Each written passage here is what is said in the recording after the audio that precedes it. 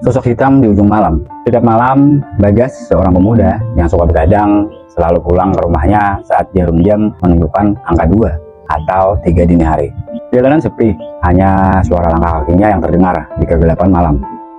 Namun, malam itu berbeda. Ketika Bagas melewati kios tetangganya, dia mendengar suara aneh. Seolah-olah seseorang yang memanggil untuk membeli sesuatu. Kecil untuk menukar. Suara itu seperti memanggil dari kejauhan, membuat bulu kuduk merinding. Tapi Bagas merasa tenang karena berpikir ada orang lain di dekatnya. Namun saat dia mendapati kios, tubuhnya membeku. Di sana, tepat di tengah jalan, sosok hitam dengan mata merah duduk bersila seolah menunggunya. Bagas adalah seorang pemuda yang gemar begadang. Dia biasa nongkrong di pasar bersama teman-temannya hingga larut malam. Setiap kali pulang, dia terbiasa dengan kesunyian jalan dan kegelapan yang menyelimuti sekitarnya.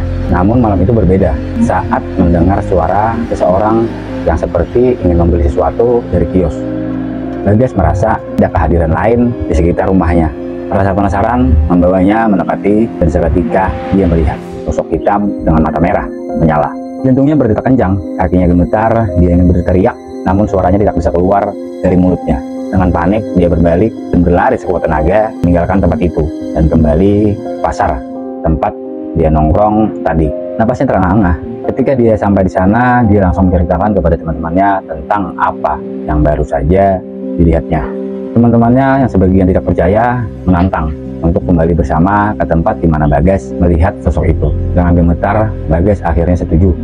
Namun, ketika mereka tiba di lokasi, sosok hitam tersebut telah menghilang tanpa jejak. Keheningan malam menjadi saksi bisu peristiwa menyeramkan yang baru saja terjadi.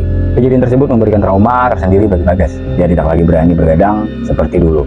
Kengerian melihat sosok hitam bermata merah itu terus membayangi pikirannya. Beberapa orang tua di kampungnya memberikan nasihat agar Bagas menjaga perilakunya dan tidak bergadang hingga larut malam.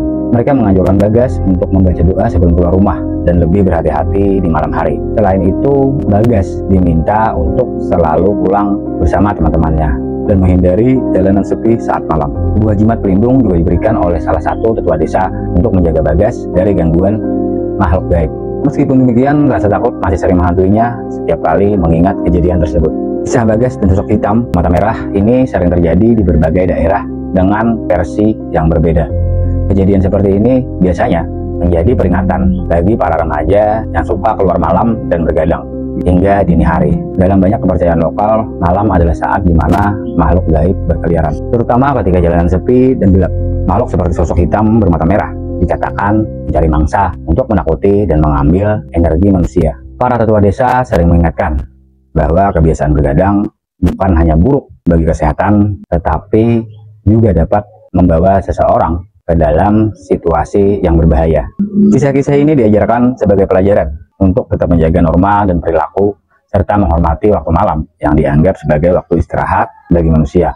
Kejadian ini menjadi pelajaran penting bagi kita semua, terutama para pemuda yang suka begadang hingga larut malam. Ingatlah bahwa bukan hanya kesehatan yang terancam, tetapi juga bahaya yang tidak terlihat bisa saja mengintai di kegelapan. Mari kita jaga waktu malam dengan sebaik-baiknya, pulang sebelum larut dan selalu berdoa untuk perlindungan. Jika kamu mendengar suara-suara aneh di malam hari atau merasakan kehadiran yang tidak biasa, jangan pernah abaikan instingmu. Lebih baik menghindar daripada menghadapi sesuatu yang berada di luar jangkauan nalar manusia. Tetap waspada dan hormati batas-batas yang ada di sekitarmu. Terima kasih sudah menyaksikan video ini. Assalamualaikum warahmatullahi wabarakatuh.